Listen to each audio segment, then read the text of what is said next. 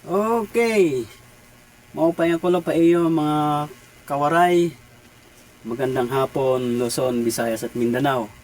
Ngayong hapon na po ito ay meron po tayong panonorin ng mga video at bibigyan po natin ng reaksyon. Credit po ito kay Goosebumps. Subscribe niyo po channel niya. At siya nga po pala, siyempre maraming salamat po sa mga nag-subscribe na sa channel ko. At kahit po pa isa-isa lang po yan ng mga nadadagdag sa aking channel, malaking bagay na po yan. At hinihiling ko po sana nga po ay paki-likes na rin yung po ang mga ina-upload ko mga video. Okay, ano po ang inantay natin? Panoorin na po natin yung mga video. Tara na po. Top 5 Ghosts Caught on Tape. Doppelganger. Noong January 29, 2024, nagtatrabaho ang partner ni Aki sa site kaya naiwan silang dalawa ng kanyang anak sa bahay nung gabi na yun. Ang usual na uwi ng partner niya ay alas 5 o alas 6 ng umaga, ngunit nagulat na lang siya dahil alas 2:30 pa lang ng madaling araw. Bigla na lang bumukas ang pinto sa kwarto nila at ang mga sumunod na nangyari ay talagang nagbigay kilabot sa kanya.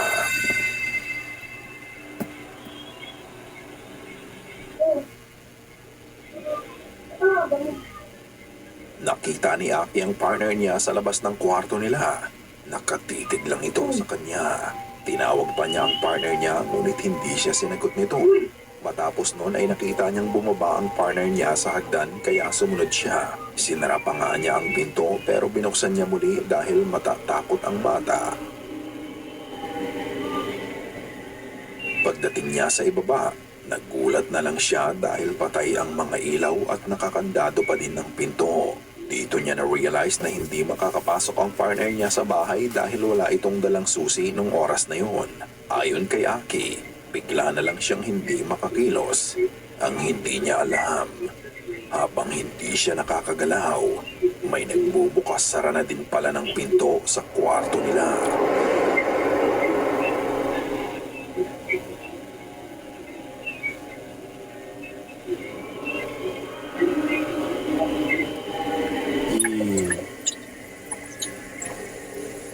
Matapos ang ilang sandali, dito pa lang siya nakagalaw at nagmamadali siyang tumakbo sa kwarto. Hindi pa din siya makapaniwala sa nangyari.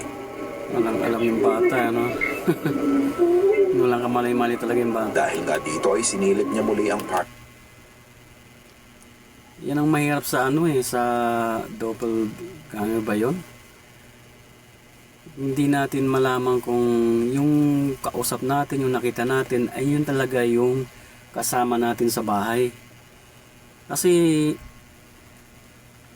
parehas ng parehas ng hugis ng mukha. Yung pagkakilala natin, parang sa tingin mo ay ganun talaga, siya talaga yun. Pero ang mahirap no? Kasi nga kung alam mo naman na wala dito yung malayo yung yung partner mo o yung kasama mo sa bahay at bigla-bigla na lang susulpot diyan, magtaka na tayo. Tapos walang pasabi na darating siya. Kahit pa sabihin natin na na susurpresahin ka, mahirap yun kasi katulad niyan, sabihin natin malayong distansya yung panggagalingan ng tao. Tapos bigla-bigla susulpot dyan. Tapos sa ating gabi pa. Magtaka na tayo. Di po ba?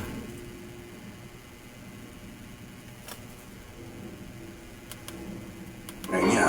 Sa isip-isip niya ay nagbibiro lang to pero pagtingin niya, wala siyang nakita. Ano sa tingin niyo ang naganap sa bahay nila nung gabi na yun? Did she really witness her partner's doppelganger? Nang malaman nga ng partner niya ang nangyari, nagbiro na lang ito at sinabing pinadala niya ang doppelganger niya para i-check kung okay sila. Ikaw, ano ang gagawin mo kung sa'yo mangyari ito? Ikaw na ang humusga. Crematorium. Ang lalaking mapapanood nyo ay nagtatrabaho sa crematorium. Nang gabi na yun, nagvi-video siya para ipakita sa fiancé ng kapatid niya ang itsura sa loob ng crematorium at kung ano ang ginagawa niya. Yung ano po ba, yung crematorium, diyan po ba yung ano? Yung kung saan sinusunog yung ano? Katawan ng bangkay. Yung parang ginagawa na lang abok. Tapos ilalagay sa ano? Sa, ano ba yan? Porn ba tawag doon? Oh, yun na yun. Yung parang maliit na ano? Banga. Parang yan na po yan yung lugar kung saan ganun ang ginagawa. Yung crematorium. Okay, tuloy po natin. As he was showing the building around, this happened. Lights, they turn off automatically at a certain hour. And I'll tell you right now, Creepy ng lugar. Bagay, ano pang asahan mo pa I'm ba gonna walk yan? you through. Crematorium.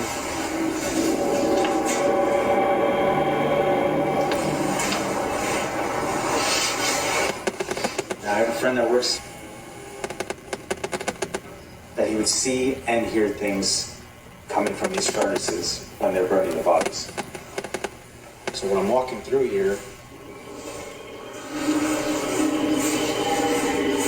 they usually put the urns out to send to the families. So when I'm walking here at night, I walk right by these urns that they put on these tables here. And then I come down, freaking out. Maririnig mo ang faint tapping sound na nanggaling sa loob Creepy na ng mga gamit, furnace. Dahil nga dito ay medyo natatakot na siya, pero patuloy lang siya sa pag-video. Hindi niya napansin na nagkakaroon na ng static audio ang camera niya. Is it a sign that something is about to happen? Nang ipakita niya ang body table, may naramdaman siya sa likod niya kaya napatutok ang camera niya doon. Pero wala naman siyang nakita. However, the strange events happening around him that night are about to get spookier. Ito ang sumunod na nangyari.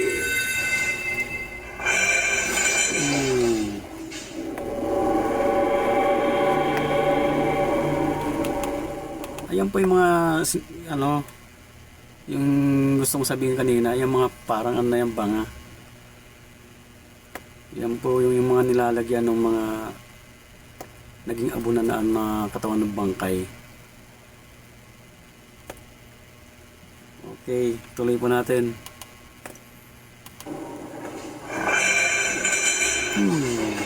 Ingay yun na.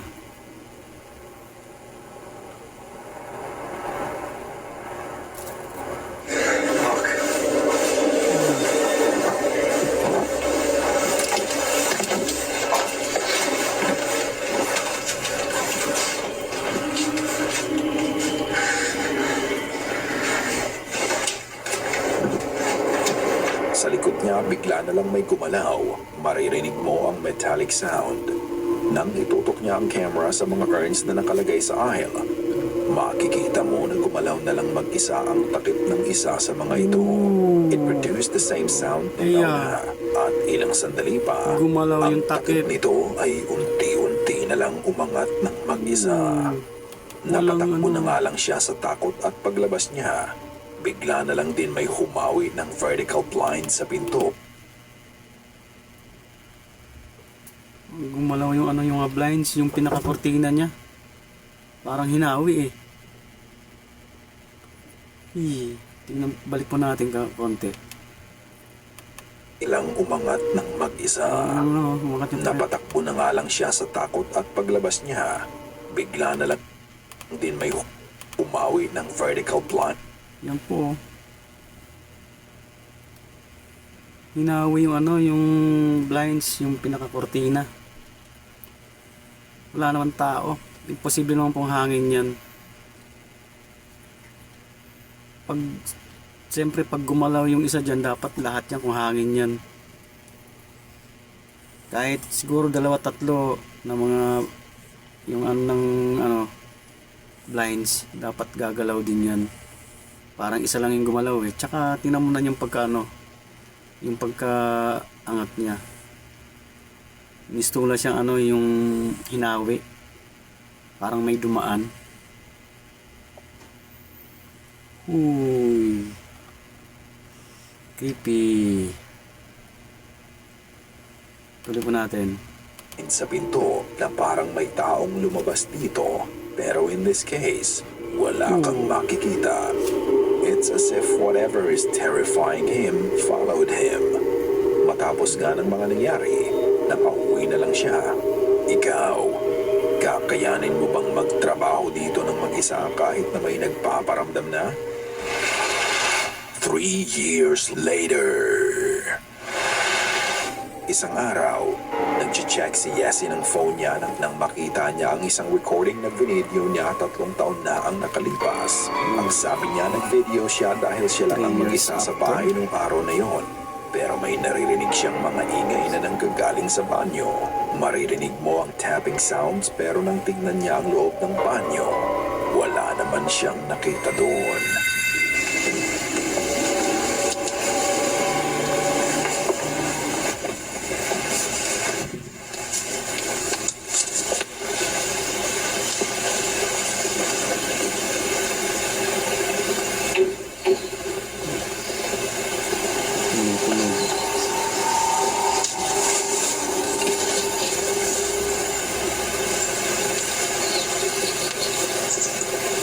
Saragat nga portahanin ano, ito nga CR kay bakit may naorbida. Naihi. Ta. Orbida.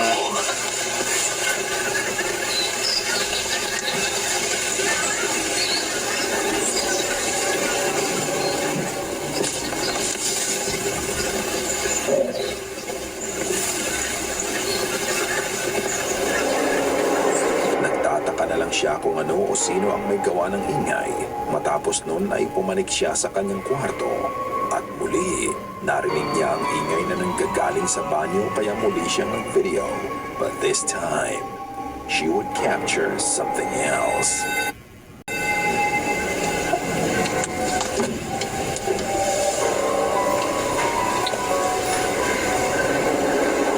Nakita mo ba yun? Tingnan mabuti ang pagitan ng mga bars ng hagdan. Sa loob ng banyo, makikita mo ang May dark paggalaw ang ng doon, isang may anino. dark figure yun, no? Hindi niya nakita ang anino na ito 3 years ago. Kaya laking gulat na lang niya nang i-review niya ang video. Hindi siya makapaniwala na meron pala siyang nakunang hindi niya maipaliwanag. Ang anino ba na nakita niya ay ang may gawa ng mga ingay na naririnig niya. Yun, no? Ito man nga. Ano, bagay lambong nga, ano, kulor nga itom, kulor itom. Oh? Yan, busi tagdanan.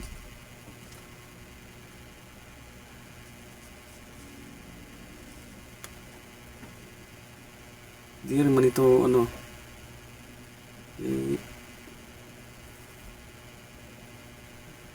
bakit merong ano dyan?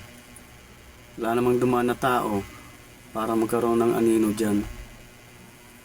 Para imagine nga tao. Creepy. Katakot. Tuloy pa natin. Ikaw na ang bahalang humusga. Is it a bird? Nitong October 8 sa Sariaya, Quezon, may nakita si Che at mga kasama niya na lumilipad malapit sa puno. Kahusay na babae. Hindi nga nila pinansin to, ngunit sa muling paglipad nang nakita nila. Nagtaka na lang sila bakit ito lumilipad malapit sa buwan. At napansin nila na mas malaki ito kumpara sa mga ordinaryong ibon. Dito na nga sila naghinala kaya inilabas nila ang kanyang camera at dito na siya nagsimulang mag-record. O ano yan, mami? Ano yan? Sabi ni Edric, ibon daw. Si Skibidi yan, pre. Post mo sa TikTok, pre. Maraming ano doon. Ay, nalipad-lipad din. Pero hindi naman siya ganun kalapit sa buwan. Pero yun na nga, ay nakatabi ng buwan eh. Upal-upal eh. Ano? Ano? O ano yan, ibon ba yan? Oo, masyang ibon eh. Hindi siya ibon. Hindi yan, ibon na. Walang ibon na nalipad sa gabi. Ano yan? Dinosaur? Sabi na yun. Parang siyang kakaiba, no? Ba't wala na dun? Ayun na yun. Ayun, sobrang, ay dito siya. Pabalik-balik siya sa ball, pre. I mean, doon sa mismong ulap, wala na. Pabalik-balik siya sa ball. Wala na nilagaling na sila. Ang sabi niya, ang video ay naka-full zoom in na at sa ere, makikita mo ang isang itim na pig. Hindi rin mat nahirayo. Pwede ano ito, manugbanog na ito nga dako.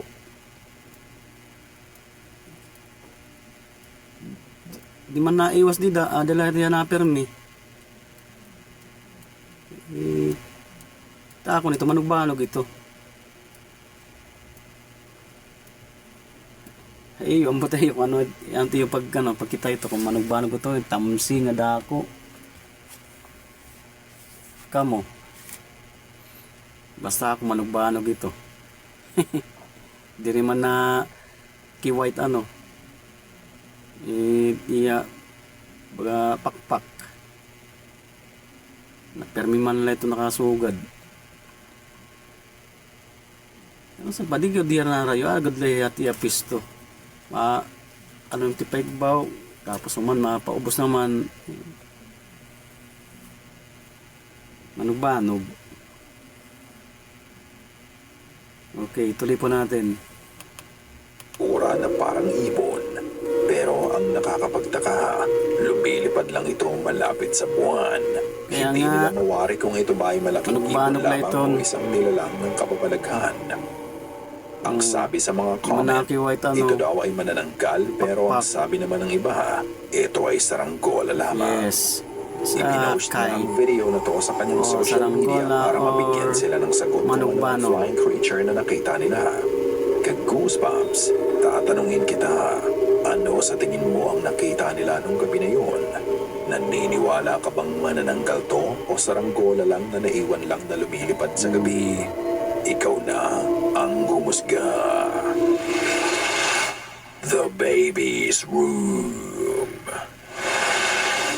1 week ago, nagsimulang mag-post si Misty ng series ng mga videos tungkol sa mga kakaibang bagay na nangyayari sa loob ng bahay nila. Naglalagay siya ng baby monitor sa kwarto ng anak niya na sanggol para na-check niya ito kahit na may ginagawa siya, ngunit sa gabi, may mga naririnig siyang ingay galing dito. Anybody have one of those VTech baby cameras? It keeps glitching out and it has woken me up so many times tonight. I thought it was just background noise, but the last time I swear I heard music playing. Nang sumunod na gabi, she got so freaked out dahil biglang nag-activate ang motion detector ng baby monitor. Nang tignan niya ang na-capture nito, ito ang kanyang nakita. Oh my god, you guys. Oh my god. So I've been recording the baby monitor anytime the sound or the motion detection goes off so that I can show my husband because he's on the road and I wanted to send him all this crazy shit that's been going on. Watch this video and tell me what you see. I literally ran up there so fast. There's nothing in her room. I brought her downstairs. This motion and sound detectors are still going on. I'm freaking out right now.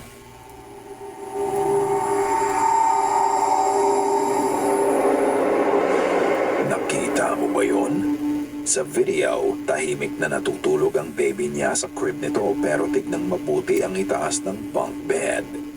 Sa taas ng steps nito, makikita mo ang isang shadow figure. Oo nga. May ada ako dito. Wagin ano, sumilip ba? Ano man ito, double, ano to, igdaan malatit tatoig ba oh?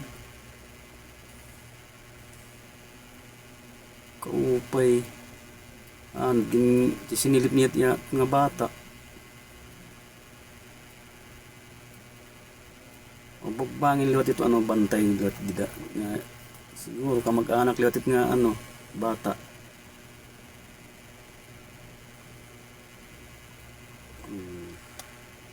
Creepy.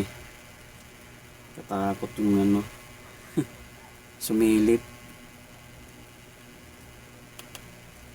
Ito ay nakatingin lang sa anak niya. Bahagya itong nawala at muli itong bumalik nawala na. para tignan ang baby. Oo, ito na Ang liwat. sabi niya, walang ibang tao sa kwarto na yon kung hindi ang anak lang niya na sanggol. Kung ganoon, Sino o ano itong nakita niya sa baby monitor? Dahil na din sa demand ng mga viewers niya na gustong makita ang setup ng kwarto ng baby niya, gumawa siya ng video para dito. Okay, a lot of y'all were asking about the room situation, so I'm gonna run that through real quick.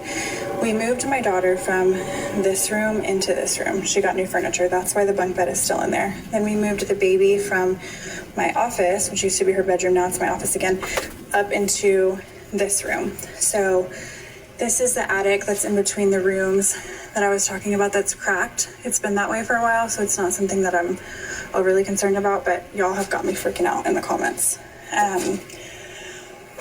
I cannot even breathe walking in this room, so I'm truly terrified, but I'm gonna walk y'all in here real quick. This is the bunk bed. This is where I took her out of her crib, ran up the bunk bed. There was nothing up there when I came. We have her rocking chair, her changing station, her closet with all of the stuff that we still need to put up. This is where I have everything that was gifted. I know a lot of y'all were saying check stuff that came from a thrift store or that wasn't yours because it might be causing it. I will show you guys up here. There's nothing suspicious. There's no hair from like a rat or something that could have came in. This is marker. These are still tucked in on the sides, like they're still tight from, you know, if somebody was trying to be underneath the blankets. I don't think that's plausible, so I don't know. I have no idea what could be causing it. Kiniwang ano. Man nga lingkuran. Ba. Paray man tao di sang iba. Nag-usahan man lang iya. Kiniwan ano. Lingkuran. Ito nga ano. Rocking chair.